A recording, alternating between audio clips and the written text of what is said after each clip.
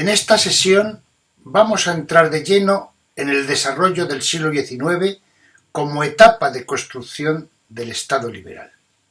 Hasta este momento, con la Constitución de Cádiz y el Trienio liberal, hemos asistido a amagos de liberalismo sofocados después por la vuelta del absolutismo. Tras la muerte de Fernando VII no hay marcha atrás. En la primera etapa, de 1833 a 1840, el absolutismo se rebela e inicia la Primera Guerra Carlista.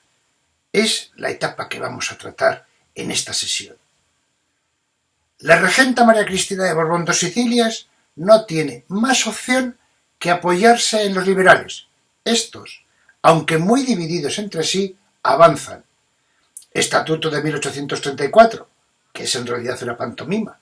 Breve reposición de la Constitución de 1812 y la Constitución moderada de 1837.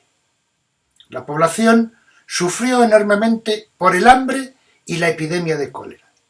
La élite gobernante se muestra incapaz, pero domina un juego que se hará demasiado clásico en la historia de España: la preponderancia militar. Vamos a ello.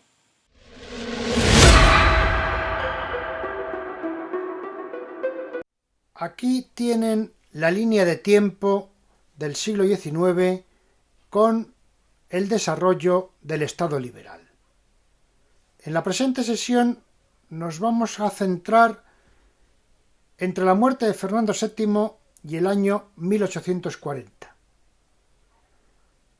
Corresponden a la regencia de María Cristina de Borbón y dos Sicilias, cuarta esposa de Fernando VII y madre de Isabel II.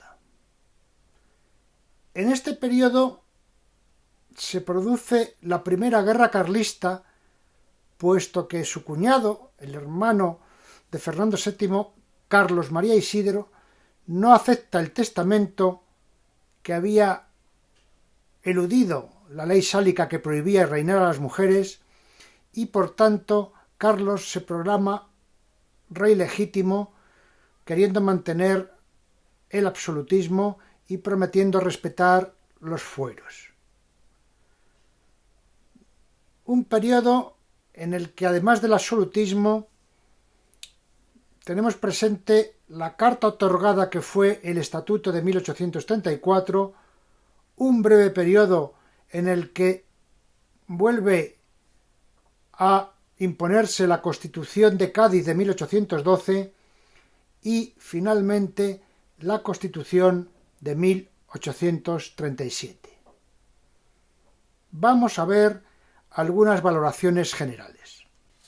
En el libro de Stanley Payne, el profesor de Historia de la Universidad de Wisconsin, España, una historia única, que ya hemos manejado en otras ocasiones, aborda los problemas del liberalismo español y del tradicionalismo.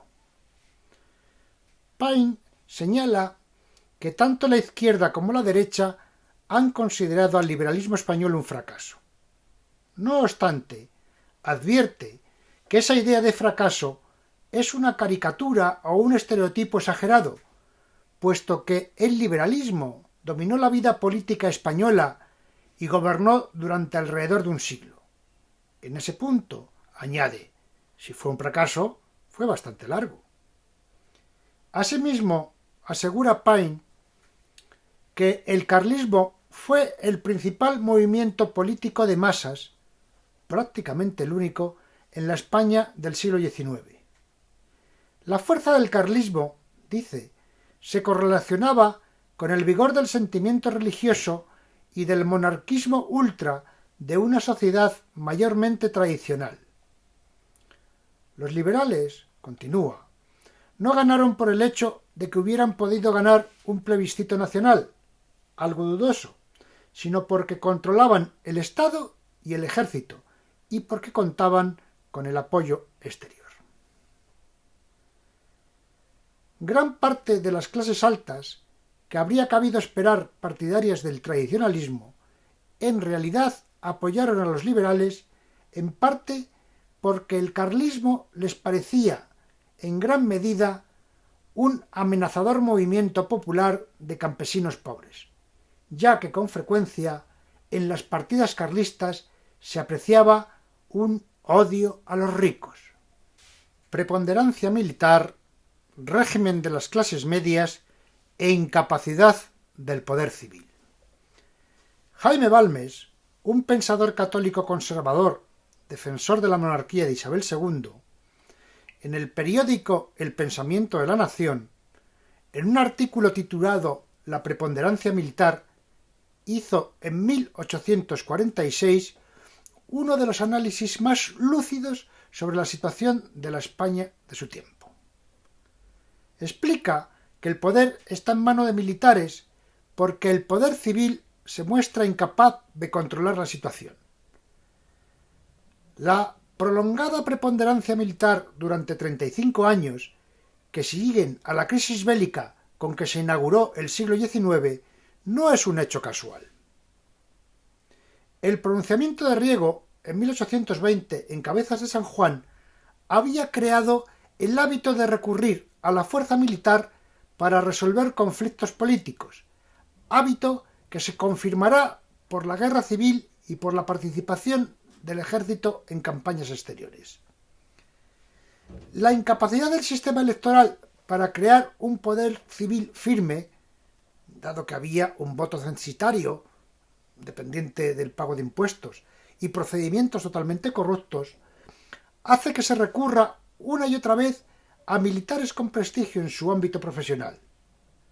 Generales como San Miguel, Fernández de Córdoba, Espartero, Narváez, O'Donnell, o con un epígono en el entorno a la Revolución del 68, con los generales Serrano, Prim, Pavía, para solucionar conflictos políticos.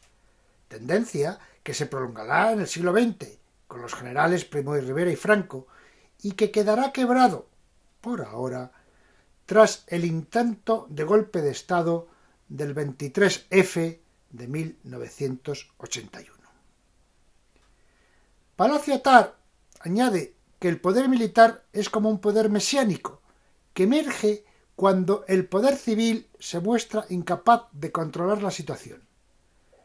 Es la confianza ciega puesta en un hombre que arregla las cosas con su sola presencia. Estos generales del siglo XIX eran liberales, o con mayor precisión, constitucionalistas. Narváez, que pasa por el menos liberal de todos ellos, respetó el principio constitucional, trató de evitar la oscilación pendular reacción-revolución, evitó, en efecto, el autoritarismo reaccionario que había tenido Fernando VII tras el trienio liberal. La preponderancia militar fue un freno al extremismo de izquierdas de 1848 y 1874, pero igualmente cortó la marcha atrás reaccionaria en 1852 y 1868. Afianzó de esta forma el régimen liberal, impidiendo la perpetuación de la guerra civil e imponiendo un marco posible a la pacificación. Precisamente, la consolidación del poder civil llega en la Restauración, con Alfonso XII, cuando se alcanzó el resultado previsto por Balmes en 1846. Hubo, efectivamente, un auge del poder civil, pero la corrupción del sistema de alternancia de partidos y el poder que se dio a los caciques en los pueblos acabaría por derribar ese régimen con una nueva preponderancia militar, la del general Primo de Rivera en 1923. Minoría de edad de Isabel II, guerra civil y reformas moderadas a la vez.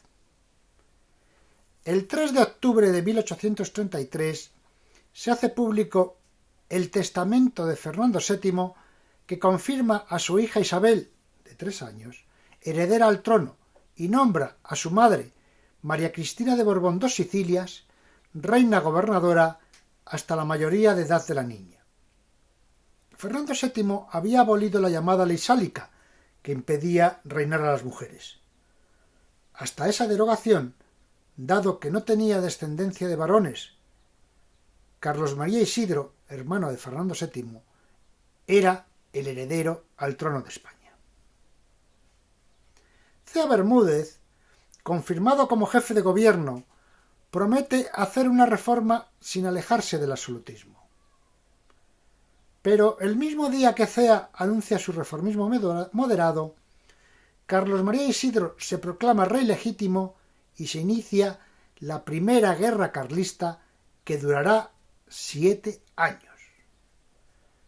La regente María Cristina no tiene más remedio que apoyarse en los liberales para salvar la corona de su hija.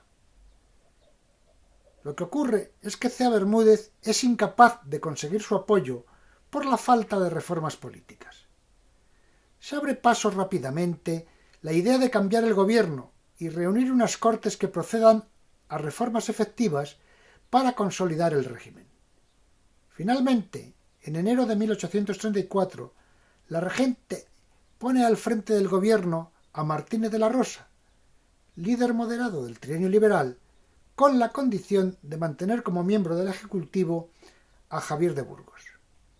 La política de estos dos hombres cristalizará en el llamado Estatuto Real, sancionado por la regente el 10 de abril de 1834. Primera Guerra Carlista, 1833-1840. El distanciamiento entre absolutistas moderados y realistas puros, que se había venido fraguando durante toda la década ominosa, el periodo que sucede a la llegada de los 100.000 hijos de San Luis para desmontar el trienio liberal, tiene su crisis, ruptura y guerra tras la muerte de Fernando VII.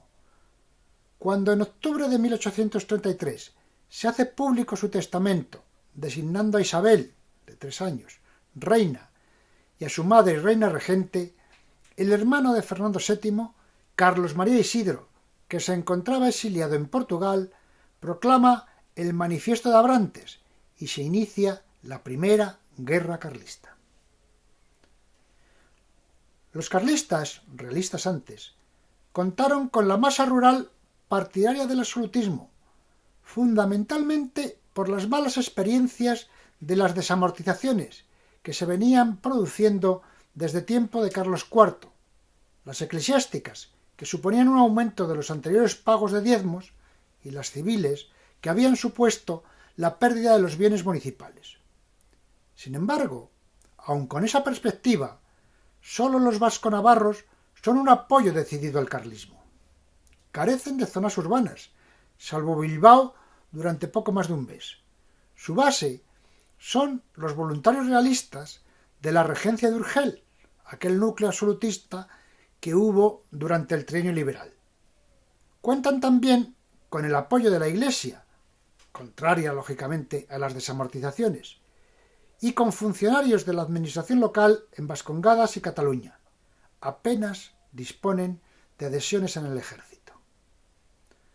Los cristinos, los liberales, por su parte, cuentan con la mayoría urbana, con el ejército, la masa rural del resto del país y las clases medias. La profesora Sonsoles Cabeza no coincide con Paine en su consideración de que los liberales carecieron de apoyos populares. 3 fases de la Primera Guerra Carlista. Primera, 1833-1835. Formación del ejército regular carlista y ofensiva liberal. Al principio, al igual que en la Guerra de Independencia, se producen una serie de alzamientos dispersos sin estructura militar y utilizando el sistema de guerrillas. El ejército liberal tiene la iniciativa. En octubre de 1835 se le entrega el mando a Espozimina, pero no consigue acabar con el carlismo en Navarra.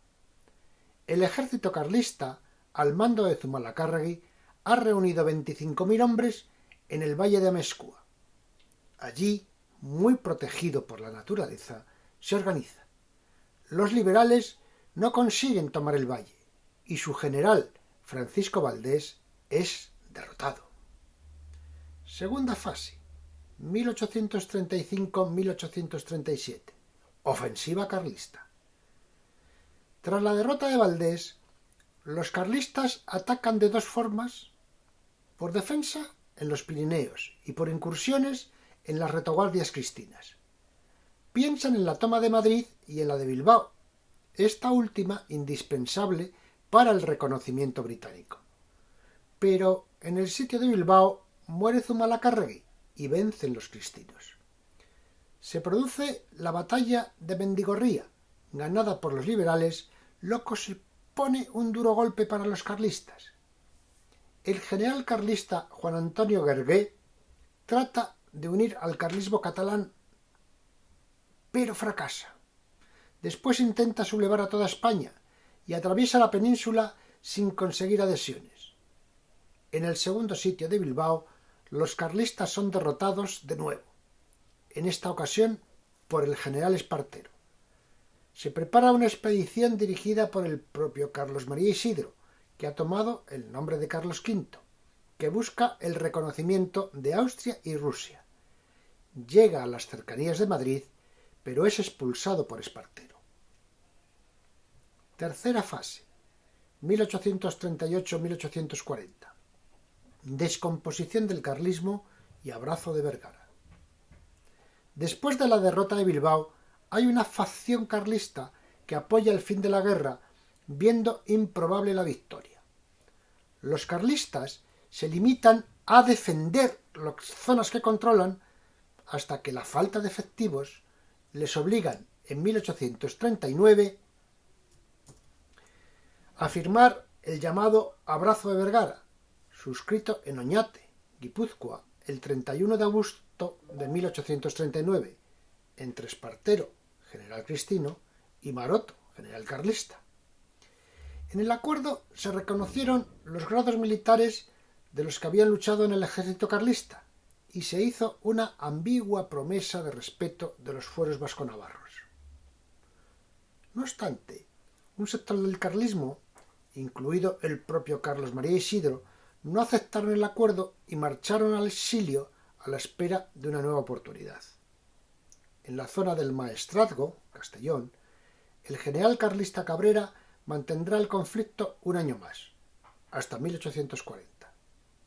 Espartero, el general Espartero, es el claro vencedor. Estatuto Real de 1834, proclamado en plena guerra carlista.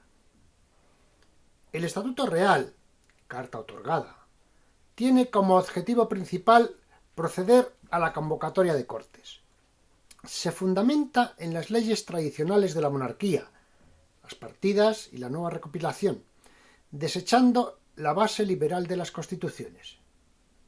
El estatuto no es en absoluto una constitución.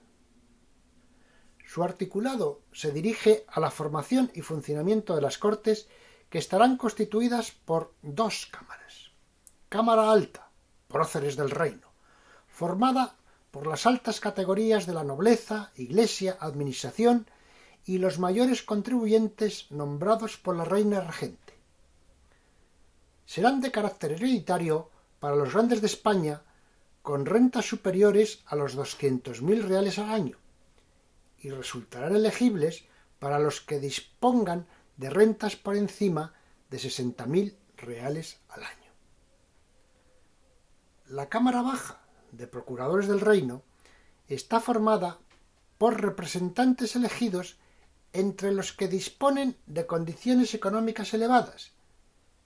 Es que el voto es censitario. Para poder votar depende del nivel de tributación a Hacienda, y serán sólo varones de más de 35 años que posean rentas superiores a los 12.000 reales anuales. Son condiciones muy duras para ser elector y sobre todo para ser candidato.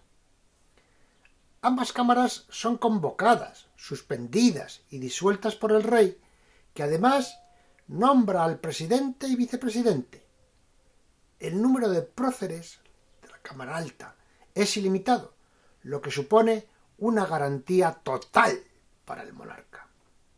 El papel de las Cortes queda limitado a proclamar al rey, designar regentes y tomarles juramento. Las leyes deben ser aprobadas por las dos cámaras y sancionadas por el rey. En temas de hacienda, el rey proponía tributos y contribuciones y las Cortes lo aprobaban. La situación es tremendamente complicada, porque mientras se está produciendo la guerra carlista, en el otro lado, el de los cristinos es de los liberales, pero los liberales tienen conflictos entre sí. Además, hay una terrible mortandad por cólera. Durante el siglo XIX, todo el planeta se vio sacudido por varias epidemias de cólera, enfermedad infecciosa producida por la bacteria Vibrio cholerae, que tiene su origen en la India. En España se produjeron epidemias en los años 1833, 1855, 1865 y 1893. En total, estas 4 epidemias provocaron 800.000 muertes en nuestro país. Cada una de ellas implicó una seria recesión económica e implicó, asimismo, cambios profundos en las leyes sanitarias, sobre todo a partir de 1855. En el periodo que nos ocupa, señalan Puerto y San Juan, el cólera hizo su aparición en Vigo el 10 de enero de 1833, a consecuencia de la utilización conjunta que hicieron de su puerto las escuadras contendientes en la Guerra de Sucesión de Portugal. Sin embargo, donde se desarrolló con más virulencia fue en Andalucía durante el verano de ese mismo año. La llegada del invierno marcó una tregua en el avance epidémico del cólera en España, pero al volver el buen tiempo, durante el verano de 1834, se recrudeció la enfermedad, llegando a afectar a la capital. La táctica de combate al cólera consistía en cordones sanitarios y aislamientos, lo que sabemos que provoca una ruina económica, como desgraciadamente estamos viendo con la actual pandemia de coronavirus. La importancia de este primer envite de cólera lo dan las cifras de muertos, explica Esteban Horta. Los autores del siglo pasado dieron una morbilidad, es decir, de afectados, de 500.000 de enfermos, con una mortalidad superior a los 100.000. Hoy en día se estima que alrededor de 300.000 personas fueron las víctimas en toda España. Ello supuso la pérdida en pocos meses de casi el 3% de la población.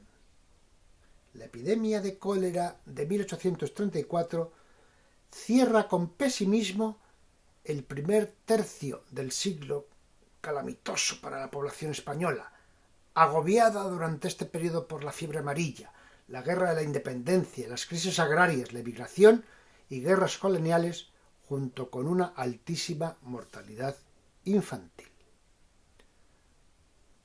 Un suceso, estamos en mitad de una guerra que es carlista y apoya a los que apoya la Iglesia, se produjo una matanza de frailes en Madrid en 1834, concretamente el 18 de junio.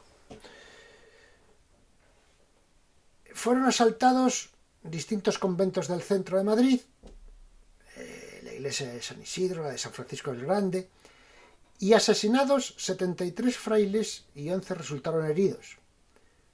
A causa del rumor que se extendió por la ciudad de que la epidemia de cólera que asolaba desde fines de junio y se había reproducido el día 15 de julio, se había producido porque el agua de las fuentes públicas había sido envenenada por los frailes. El resultado de poco más de 12 horas de violencia fue una orgía de sangre y venganza. Era la primera vez que la Iglesia se veía sometida a actitudes incontroladas de sus mismos fieles. Como percibieron los contemporáneos, estos hechos demuestran, sobre todo, la pérdida de prestigio de los religiosos en la España católica. La regenta se casa en secreto y hace pingües negocios. A los 3 meses de la muerte de Fernando VII, su viuda, la regente María Cristina de Borbón, se casó en secreto con Agustín Fernando Muñoz, sargento de la Guardia de Corps, hijo del estanquero de Tarancón, en Cuenca, que luego sería nombrado duque de Riansares. De haber hecho público el matrimonio, María Cristina habría perdido sus derechos a ejercer como reina regente. Con este segundo marido tuvo 8 hijos. Los 5 primeros los fue enviando a Francia según nacían, con los que vivió en el exilio a partir de 1840, donde nacieron los 3 restantes. Los embarazos trataba de disimularlos con amplias faldas, pero en los mentideros de Madrid corría el chascarrillo: la regenta es una dama casada en secreto y embarazada en público. En la reseña de una nueva biografía de María Cristina, escrita por Paula Cifuentes y publicada recientemente en la editorial Ariel, David Barreira señala en el Magazine del Español que lo que saca a la luz es que la regente siempre adjuró de los progresistas y no concibió más apoyos que el de los moderados. Nunca entendió que España requería en ese momento una reina constitucional, que el antiguo régimen había sido derrocado, y tampoco se lo hizo ver a su hija, hacia quien manifestó un desapego sangrante, pero por la que hizo todo lo posible para que alcanzara el trono. Paula Cifuentes sostiene que Fernando Muñoz, el segundo marido, es el verdadero culpable de que María Cristina haya pasado a la historia como una pésima reina, especialmente por sus desmedidas ambiciones económicas. Muñoz metió baza en todos los negocios, tanto en las colonias, en el mercado negrero y en el del azúcar, como en España, para granjearse una fortuna incalculable. Óscar Medel explica que la correspondencia personal entre la reina María Cristina de Borbón y su segundo esposo Fernando Muñoz, recientemente adquirida por el Archivo Histórico Nacional, revela la complicidad de militares, políticos y banqueros en los negocios de la pareja. Detalla la presencia de los comerciantes negreros españoles en África y pone nombre a los grandes traficantes de esclavos españoles en la Centuria, que se codearon con la clase real y influyeron decisivamente en la restauración borbónica de 1875. María Victoria Rodríguez aporta más datos. Mientras gobernaban los ministros, ella, María Cristina y su marido, se dedicaron a hacer negocios para recoger dinero por si tenían que salir de España. Participaron en la especulación bursátil y en la concesión de grandes obras públicas, como las obras del Manzanares, la canalización del Ebro, el puerto de Valencia o las primeras concesiones del ferrocarril. Por ejemplo, señala, recibió 2 millones de reales por conceder a los Rothschild la adjudicación de las minas de mercurio de Almadén. Estas especulaciones minaron su posesión, provocando su caída y casi arrastraron la corona de su hija.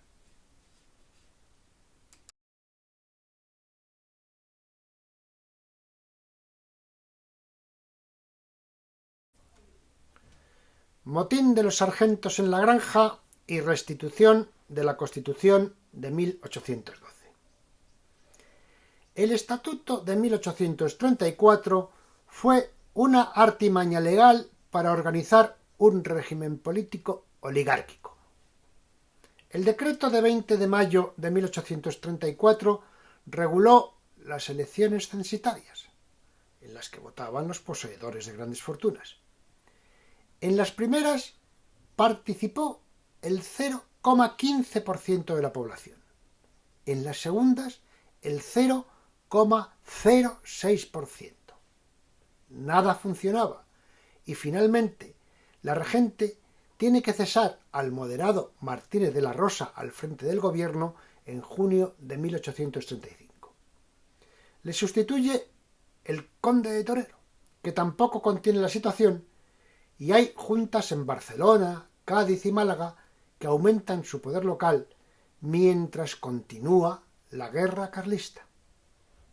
Se llama, como solución, a Juan Álvarez Mendizábal, un banquero liberal progresista que se había exiliado en Londres después del Trienio Liberal.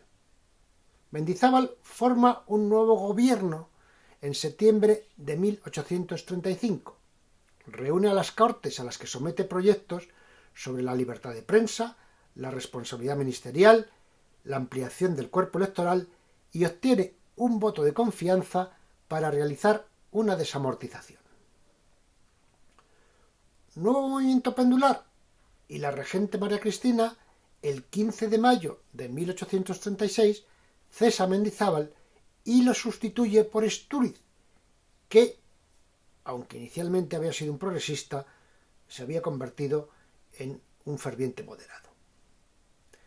Este cambio es rechazado por parte de las juntas y da lugar a un pronunciamiento militar, en este caso utilizando a los sargentos de la Guardia Real en el Palacio de la Granja de San Ildefonso, donde la reina pasaba el verano con su marido secreto. El 12 de agosto violentan el dormitorio y llegan a amenazar con degollar al consorte Fernando Muñoz. María Cristina cede, proclama vigente la Constitución de 1812 y convoca Cortes según se promueve en esta Constitución. La desamortización de Mendizábal. Lo primero que hay que advertir es que la de Mendizábal era la sexta desamortización de bienes eclesiásticos y de ayuntamientos que se produjeron en España. Fueron previas la de Carlos III en 1767, la de Godoy en 1789, la de José Bonaparte en 1809, la de Argüelles en 1813 y las del Trienio Liberal entre 1820 y 1823. Las desamortizaciones eran un recurso del Estado para paliar la altísima deuda pública. Apunta la historiadora María Victoria Rodríguez que la propaganda eclesiástica toma a Mendizábal como cabeza de turco de todas las culpas de la desamortización, cuando sabemos que fue un proceso largo que duró más de un siglo y que tuvo varias fases.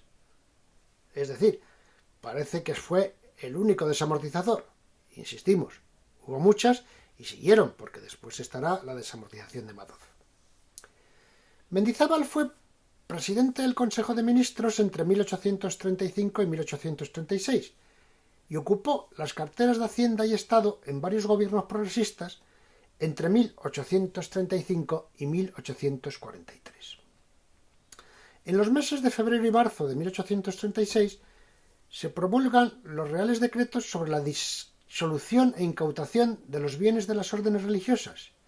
Con ellos se procedía a la nacionalización y venta en pública subasta al mejor postor de los bienes rústicos y urbanos, muebles e inmuebles, edificios y todos los enseres, incluidas valiosas bibliotecas y obras de arte expropiadas a la Iglesia.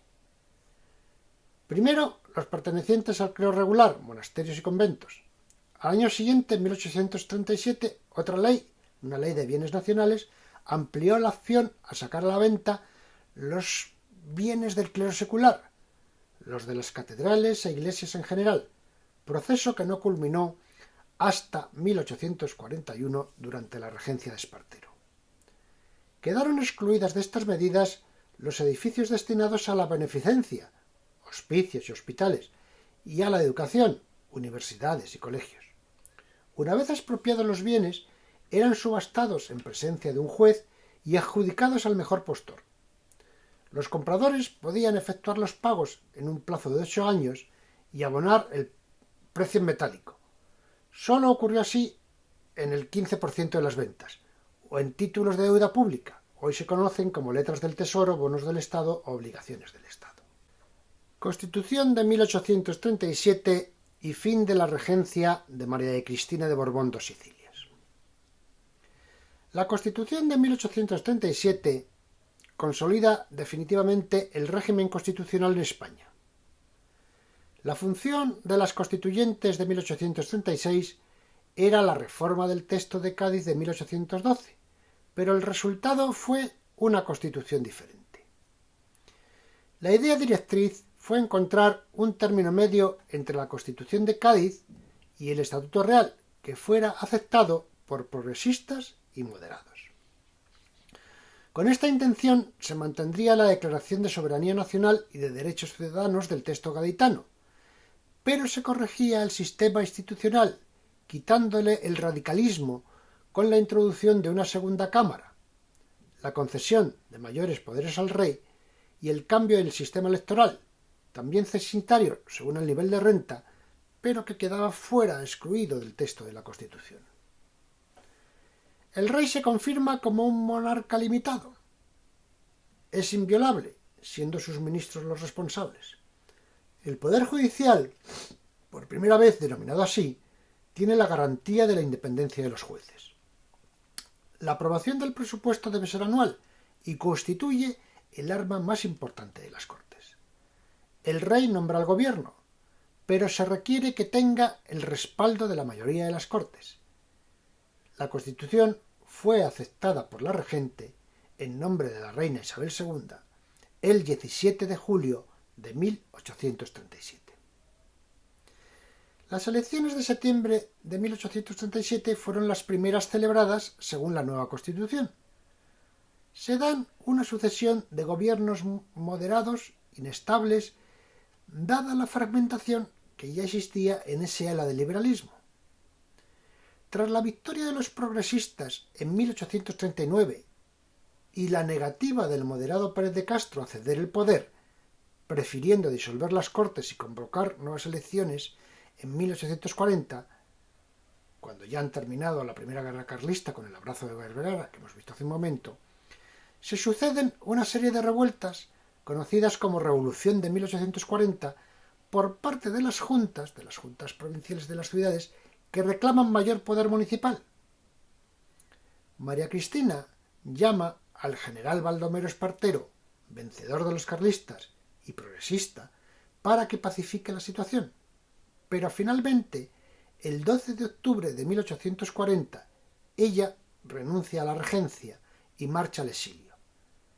Espartero queda como presidente del gobierno y, en ese momento, regente interino de la reina niña Isabel II. Se cuenta que en una entrevista que tuvieron en Valencia entre Espartero y la regente María Cristina, éste la amenazó con que si no dimitía haría público su matrimonio secreto, lo cual la anulaba porque no coincidía con el testamento. Ella cedió y se fue al exilio. No obstante, Espartero, para evitar que pudiera regresar, hizo pública ese matrimonio secreto, con lo cual, esta es la anécdota con la que terminamos, la reina le contestó en una carta: le había hecho duque de la Victoria, pero no he conseguido hacerle un caballero. Se lo decía porque había faltado a su palabra. En la próxima sesión iniciaremos la etapa de la regencia de Espartero, que durará hasta el 43, y luego empezaremos a ver el reinado de Isabel II y todos los sucesos que ocurrieron en ese periodo. Les agradezco su atención. Espero que les haya gustado y que, si les ha interesado, profundicen, comentan, debatan, lean, entornen los ojos para imaginar la vida en la España de aquellos años. Ya hemos avanzado por donde vamos a seguir, es decir, vamos a transitar por el convulso reinado de Isabel II y asistiremos a dos revoluciones, una sin éxito y otra que acabó transitoriamente con la monarquía de los Borbones. Y por favor, como les digo siempre, cuídense, cuidémonos.